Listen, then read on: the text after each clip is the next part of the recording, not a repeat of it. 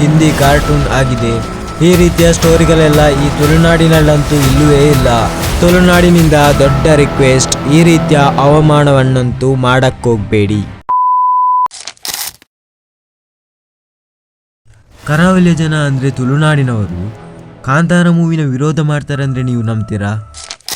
ರಿಷಬ್ ಶೆಟ್ಟಿ ಅವರು ಕಾಂತಾರ ಮೂವಿನ ಮಾಡಿದ್ದು ತುಳುನಾಡಿನ ಸಂಸ್ಕೃತಿಯನ್ನು ಜಗತ್ತಿಗೆ ತಿಳಿಸಲ ಅಥವಾ ಅವಮಾನ ಮಾಡಿಸಲಿಕ್ಕ? ಮತ್ತು ದೈವದ ಹೆಸರಿನಲ್ಲಿ ಕೂಡ ಪ್ರಮೋಷನ್ ಮಾಡ್ತಾರೆ. ಹಾಗಾದರೆ ತುಳುನಾಡಿನ ಸಂಸ್ಕೃತಿಗೆ ಒಂದು ಬೆಲೆನೇ ಇಲ್ವಾ?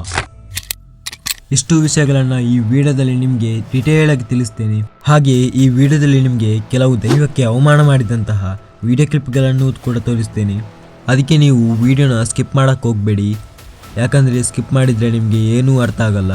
ಅದರಲ್ಲಿ ಲಾಸ್ಟಲ್ಲಿ ಒಂದು ವಿಡಿಯೋ ಕ್ಲಿಪ್ನ ತೋರಿಸ್ತೇನೆ, ಅದನ್ನಂತೂ ನೀವು ಮಿಸ್ ಮಾಡೋಕ್ಕೆ ಹೋಗಲೇಬೇಡಿ. ಇದು ನನಗೆ ನಿಮಗೆ ಎಲ್ರಿಗೂ ಗೊತ್ತಿರಲೇಬೇಕು. ಎಸ್ಪೆಷಲಿ ಕಾಂತಾರ ಮೂವಿನ ನೋಡಿದವರಿಗಂತೂ ಈ ವಿಷಯಗಳು ಗೊತ್ತಿರಲೇಬೇಕು. ಆಮೇಲೆ ಈ ವಿಡಿಯೋನ ನೀವು ಪೂರ್ತಿಯಾಗಿ ನೋಡಿ ಆದಮೇಲೆ ನೀವೇ ಕಮೆಂಟ್ ಮಾಡಿ ಹೇಳಿ, ಇದು ಅವರು ಮಾಡಿದ್ದು ಸರಿನಾ ತಪ್ಪಾ ಅಂತ. 2022ರಲ್ಲಿ ಕಾಂತಾರ ಮೂವಿ ಬಂದಿದ್ದೇ ತಡ. ಸೋಷಿಯಲ್ ಮೀಡಿಯಾಗಳಲ್ಲಿ ಕೆಲವರು ದೈವದ ವೇಷ ಹಾಕಿ ಡ್ಯಾನ್ಸ್ ಮಾಡುವುದು, ಹಾಗೆ ಇನ್ನು ಕೆಲವರು ದೈವ ಮೇಲೆ ಬಂದ ಹಾಗೆ ವರ್ತಿಸುವುದು, ಈ ರೀತಿಯ ರೀಲ್ಸ್ಗಳನ್ನು ತುಂಬಾ ಜನ ಮಾಡ್ತಾ ಇದ್ರು. ಅದರಲ್ಲಿ ಕೆಲವರು ಈಗಲೂ ಕೂಡ ಅಂಥ ರೀಲ್ಸನ್ನೇ ಮಾಡ್ತಾರೆ. ಅಂಥವರಿಗೆ ತುಳುನಾಡಿನ ಕೆಲವು ಕ್ರಿಯೇಟರ್ಸ್ಗಳು ತುಂಬಾ ವಾರ್ನಿಂಗ್ನ ಕೊಟ್ಟಿದ್ದಾರೆ. ಈ ರೀತಿಯ ವಿಡಿಯೋಗಳನ್ನು ಮಾಡಬೇಡಿ, ದೈವದ ವೇಷಗಳನ್ನು ಹಾಕಬೇಡಿ ಅಂತ ಹೇಳಿದ್ರು ಕೂಡ ಕೆಲವರು ಅದನ್ನ ಅರ್ಥನೇ ಮಾಡಲ್ಲ. ಈಗ ಇದರ ಬಗ್ಗೆ ಗೊತ್ತಿಲ್ಲದೆ ಇರೋರು ಹೇಳ್ಬೋದು, ರಿಷಬ್ ಶೆಟ್ಟಿ ಅವರು ಕೂಡ ದೈವದ ವೇಷ ಹಾಕಿನೇ ತಾನೇ ಸಿನಿಮಾ ಮಾಡಿದ್ದು.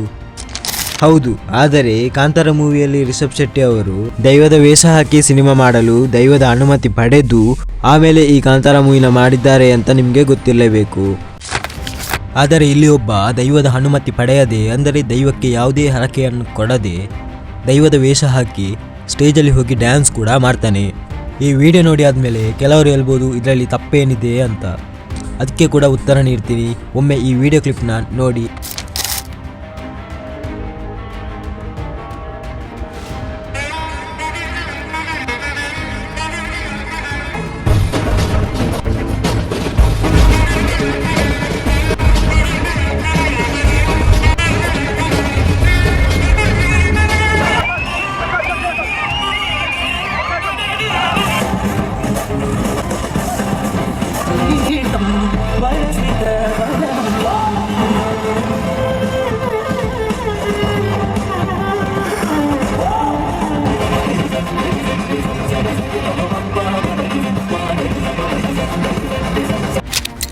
ಇವನು ಒಂದೊಳ್ಳೆ ಪೋಸ್ ಕೊಡ್ತಾ ಹೇಗೆ ವೇಷ ಆಗ್ತಿದ್ದಾನೆ ನೋಡಿ. ಇವನ ಪ್ರಕಾರ ದೈವ ಅಂದರೆ ಮಹಾಭಾರತದಲ್ಲಿದ್ದ ಕೆಲವು ಕ್ಯಾರೆಕ್ಟರ್ಗಳಾಗೆ ಅಂತ ಅನ್ಕೊಂಡಿದ್ದಾನೋ ಏನು. ಕಾಂತಾರ ಮೂವಿಯಲ್ಲಿ ಇದ್ದ ಹಾಗೆ ಕಾಸ್ಟ್ಯೂಮ್ ಹಾಕಿದ, ಆಮೇಲೆ ಮುಖಕ್ಕೆ ಬಣ್ಣ ಹಚ್ಚಿದ, ಸ್ಟೇಜಲ್ಲಿ ಹೋಗಿ ಸೀದಾ ಡ್ಯಾನ್ಸು ಮಾಡಿದ. ಅಲ್ಲ, ನಿಮಗೆ ನಾನೊಂದು ಹೇಳುದು, ಕಾಂತಾರ ಮೂವಿನ ನೋಡಿ ಅದರ ಹಾಗೆ ವೇಷ ಹಾಕಿ ಡ್ಯಾನ್ಸ್ ಮಾಡ್ತಿರಲ್ಲ, ನಿಮಗೆ ನಾಚಿಕೆ ಆಗಬೇಕು. ಯಾಕಂದರೆ ಇವರು ಇಷ್ಟೆಲ್ಲ ವೇಷ ಹಾಕಿ ಡ್ಯಾನ್ಸ್ ಮಾಡ್ತಾರಲ್ಲ, ಅದಕ್ಕೆ ಒಂದೇ ರೀಸನ್, ಮನಿ. ಅದೊಂದು ಮಾತಿದೆ ಅಲ್ಲ, ಹಣ ಅಂದರೆ ಹೆಣ ಕೂಡ ಬಾಯ್ಬಿಡುತ್ತೆ ಅಂತ. ಹಾಗೇ ಆಯಿತು. ದುಡ್ಡು ಅಂದರೆ ಇಂಥವರು ಯಾವ ಕೆಲಸ ಮಾಡೋಕ್ಕೂ ರೆಡಿನೇ. ಇವರಿಗೆ ದೈವ ಅಂದರೆ ಏನು ಅಂತಲೂ ಗೊತ್ತಿಲ್ಲ. ದೈವದ ಬಗ್ಗೆ ಸರಿಯಾಗಿ ತಿಳ್ಕೊಂಡು ಆಮೇಲೆ ಈ ಡ್ಯಾನ್ಸ್ ಬಗ್ಗೆ ಯೋಚಿಸಬೇಕಾಗಿತ್ತು. ಯಾಕಂದರೆ ಅಂಥವರು ಹೆಚ್ಚು ದಿನ ಇರಲ್ಲ. ಸೊ ಅದಕ್ಕೆ ಹೇಳಿದೆ. ಈ ವಿಡಿಯೋನ ಕಮೆಂಟ್ ಬಾಕ್ಸ್ನಲ್ಲಿ ಹೆಚ್ಚಾಗಿ ಇರೋದು ವಿಡಿಯೋ ಡಿಲೀಟ್ ಮಾಡಿ, ಈ ರೀತಿಯ ಕಮೆಂಟ್ಗಳೇ ಜಾಸ್ತಿನೇ ಇದೆ. ಉಡುಪಿ ಮತ್ತು ದಕ್ಷಿಣ ಕನ್ನಡ ಜಿಲ್ಲೆಯ ಜನರು ಅಂಥ ವಿಡಿಯೋಗೆ ಹಾಗೇನೆ ಕಮೆಂಟ್ ಮಾಡ್ತಾರೆ. ಈಗ ನೀವು ಹೇಳ್ಬೋದು, ರಿಷಬ್ ಶೆಟ್ಟಿ ಅವರು ಹೇಳಿದ್ದಾರಲ್ಲ ದೈವದ ರೀಲ್ಸ್ಗಳನ್ನು ಮಾಡಬೇಡಿ ಅಂತ ನೀವು ಹೇಳ್ಬೋದು. ಒಮ್ಮೆ ಈ ವಿಡಿಯೋನ ಪೂರ್ತಿಯಾಗಿ ನೋಡಿ, ಆಮೇಲೆ ಹೇಳ್ತೀನಿ ಯಾಕಂತ. ತುಳುನಾಡಲ್ಲಿ ಅಥವಾ ನಮ್ಮ ಭಾಗದಲ್ಲಿ ಅವಿಭಾಜ್ಯ ದಕ್ಷಿಣ ಕನ್ನಡದಲ್ಲಿ ದೈವಾರಾಧನೆ ಅನ್ನುವಂಥದ್ದು ತುಂಬ ಶ್ರೇಷ್ಠ. ನಾವೆಲ್ಲರೂ ನಂಬುವಂಥದ್ದು. ನಾನು ಕೂಡ ಆ ದೈವವನ್ನು ನಂಬಿ ಸಿನಿಮಾವನ್ನು ಮಾಡಿರುವಂಥದ್ದು. ಸಿನಿಮಾ ಮಾಡಬೇಕಾದ್ರೆ ನಾವು ಎಲ್ಲ ಕಟ್ಟುಕಟ್ಟಲೆಗಳಾಗಲಿ ಅದನ್ನು ಕಂಪ್ಲೀಟಾಗಿ ಅದನ್ನು ಶಿಸ್ತಿನಿಂದ ತುಂಬ ಜಾಗರೂಕತೆಯಿಂದ ದೈವ ನರ್ತಕರುಗಳ ಜೊತೆಯಲ್ಲಿ ಇಟ್ಕೊಂಡು ಸಿನಿಮಾ ಬಂದಾದಮೇಲೆ ಹಾಡನ್ನು ಇವತ್ತಿನ ಜನರಿಗೆ ರೀಲ್ಸ್ ಮಾಡೋದು ಅಭ್ಯಾಸ, ಬಂದಿರುವಂತಹ ಪಾತ್ರವನ್ನು, ಅಲ್ಲಿರುವಂಥ ದೈವವನ್ನು ಅನುಕರಣೆ ಮಾಡುವಂಥದ್ದು ಅಭ್ಯಾಸಗಳು ಇತ್ತೀಚೆಗೆ ಸ್ವಲ್ಪ ಪಾಪ್ಯುಲರ್ ಆಗ್ತಿರೋದ್ರಿಂದ ನಾನು ಮತ್ತೊಮ್ಮೆ ರಿಕ್ವೆಸ್ಟ್ ಮಾಡ್ತಾ ಇರೋದು, ಸ್ಟೇಜ್ಗಳಲ್ಲಿ ಅಥವಾ ಬೇರೆ ಬೇರೆ ಕಡೆಗೆ ರೀಲ್ಸ್ಗಳಾಗ್ಬೋದು, ಯಾವುದ್ಯಾವುದೋ ಕಾರ್ಯಕ್ರಮದಲ್ಲಿ ದೈವದ ವೇಷವನ್ನು ಹಾಕಿ ಅದನ್ನು ಮೌಕ್ರಿ ಮಾಡುವಂಥದ್ದು, ಅದರಿಂದಾಗಿ ನಮ್ಮಂಥ ಭಕ್ತರಿಗೆ, ದೈವಾರಾಧನೆ ಮಾಡುವಂಥವರಿಗೆ, ಆ ಭಾಗದ ಜನರಿಗೆ ತುಂಬ ನೋವಾಗುತ್ತೆ. ರಿಷಬ್ ಅವರು ಹೇಳಿದ್ರು, ಅವರು ಕಾಂತಾರ ಮೂವಿನ ಮಾಡೋಕ್ಕೆ ಮುಂಚೆ ಶಿಸ್ತಿನಿಂದ ಅದರ ಕಟ್ಟುಪಾಡುಗಳನ್ನು ಪಾಲಿಸಿಕೊಂಡು ಮೂವಿನ ಮಾಡಿದ್ದಾರೆ ಅಂತ ಹೇಳಿದರು. ಮತ್ತು ದೈವದ ವೇಷಗಳನ್ನು ಹಾಕಬೇಡಿ, ಸ್ಟೇಜ್ಗಳಲ್ಲಿ ಡ್ಯಾನ್ಸ್ ಶೋಗಳನ್ನು ಕೂಡ ಮಾಡಬೇಡಿ ಅಂತಲೂ ಹೇಳಿದರು. ಈಗ ಇದೆಲ್ಲ ಓಕೆ, ಬಟ್ ಇದು ಯಾಕೆ ಅಂತ ನಾನು ಕೇಳ್ತಿರೋದು. ಒಮ್ಮೆ ಈ ವಿಡಿಯೋನ ನೋಡಿ.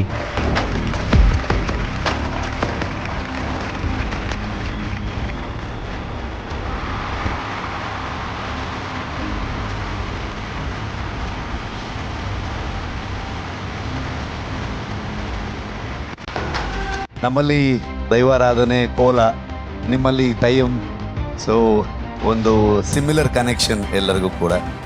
ಸೊ ಹಾಗಾಗಿ ಈ ಕಾರ್ಯಕ್ರಮದಲ್ಲಿ ನನ್ನನ್ನು ಕರೆದಿದ್ದಕ್ಕೆ, ನಾನು ಭಾಗಿಯಾಗಿಸಿದ್ದಕ್ಕೆ ನಿಮ್ಮೆಲ್ಲರಿಗೆ ನಾನು ತುಂಬ ಹೃದಯದ ಧನ್ಯವಾದಗಳನ್ನು ಹೇಳೋದಕ್ಕೆ ಇಷ್ಟಪಡ್ತೀನಿ.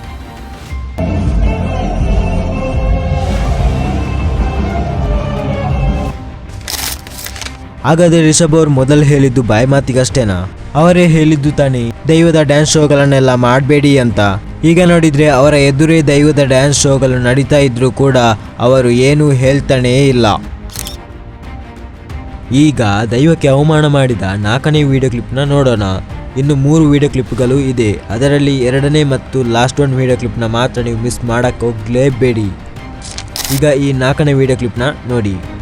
याद रखना, तू उग्र रूप गुनिका मेरे साथ है, वरना मात्र तत्तंदंड याद पड़ी अंदंडला यात्रा बालबड़े. ಈ ವಿಡಿಯೋನ ಒಬ್ಬ ಹಿಂದಿ ಕ್ರಿಯೇಟರ್ ಮಾಡಿದ್ದಾನೆ.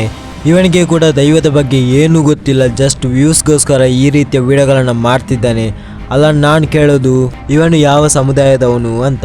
ಯಾಕಂದರೆ ದೈವ ಕಟ್ಟುವ ಅಥವಾ ದೈವದ ವೇಷ ಧರಿಸುವ ಹಕ್ಕು ಇರುವುದು ಕೆಲವು ಜನಾಂಗದವರಿಗೆ ಮಾತ್ರ.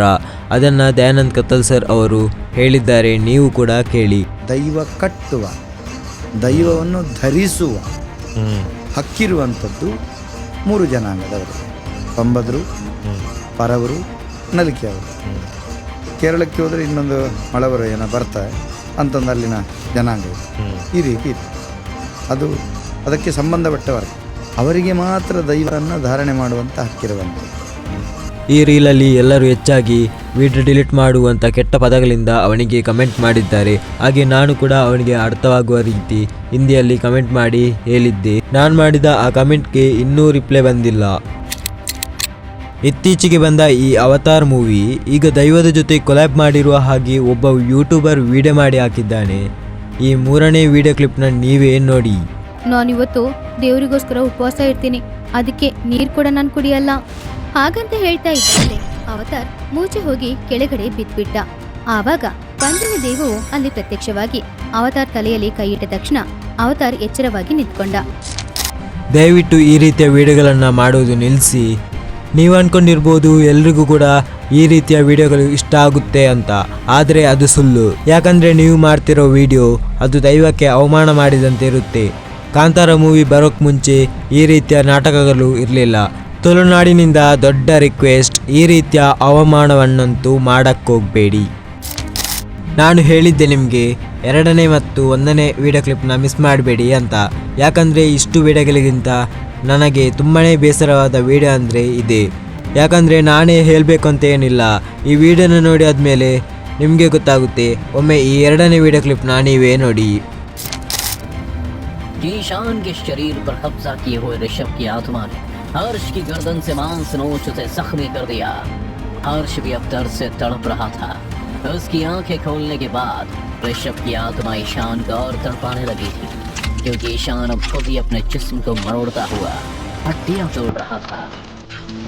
ये सब देख हर्ष की आंखों से आंसू नहीं थम रहे थे और ईशान भी उसके सामने हवा में खून के आंसू रो रहा था। हर्ष से अपने बेटे का यह दर्द बर्दाश्त नहीं हुआ तो उसने तुरंत ही अपनी आंखें बंद की और अगले ही पल वो हवा में और अपने बेटे के सामने खड़ा था। पर इससे पहले ईशान को अपने कब्जे में की हुई ऋषभ की आत्मा को समझ पाती, हर्ष ने अपने हाथ में पकड़ी तलवार से ईशान की गर्दन काट डाली।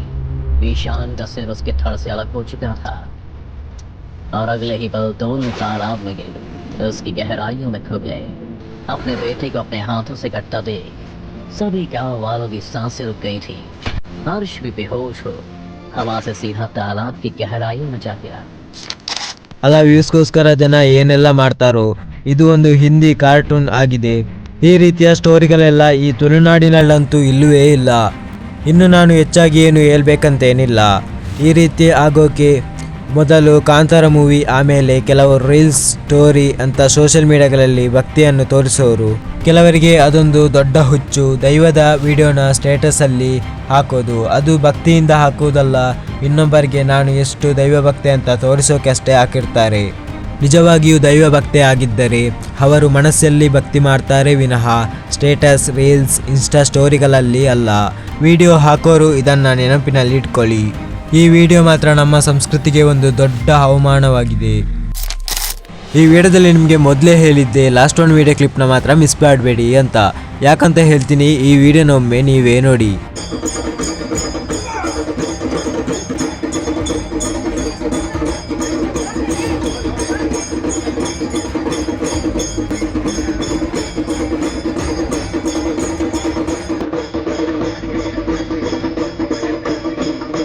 ಈ ಬಾಲಕನು ಅರ್ಧಾಂಗಿಯಾಗಿ ಸಂಪೂರ್ಣ ಅರ್ಧ ನಾರ್ವೇಶ್ವರಾಗಿ ಈ ಬಾಲಕನ ನಡೆಯುವುದರಲ್ಲಿ ಮನೆ ಮಾಡಿರುತ್ತಾಳೆ.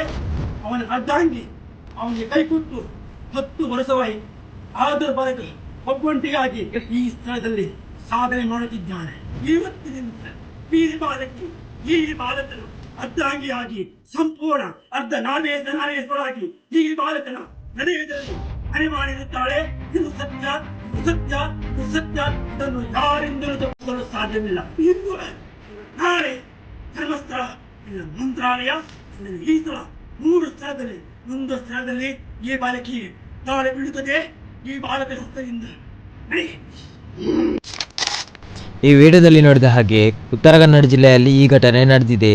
ಈ ವಿಡಿಯೋದಲ್ಲಿ ಈತ ಮಹಿಳೆಯನ್ನು ಮದುವೆ ಆಗುವ ನಿಟ್ಟಿನಲ್ಲಿ ಆ ರೀತಿ ಮಾಡಿದ್ದಾನೆ ಅಂತ ಅಲ್ಲಿಗೆ ಬಂದ ಕೆಲವರು. ಹಾಗೆ ಈ ವಿಡಿಯೋನ ಕಮೆಂಟ್ ಬಾಕ್ಸ್ನಲ್ಲಿ ಹೆಚ್ಚಾಗಿ ಹಾಗೇನೇ ಇದೆ.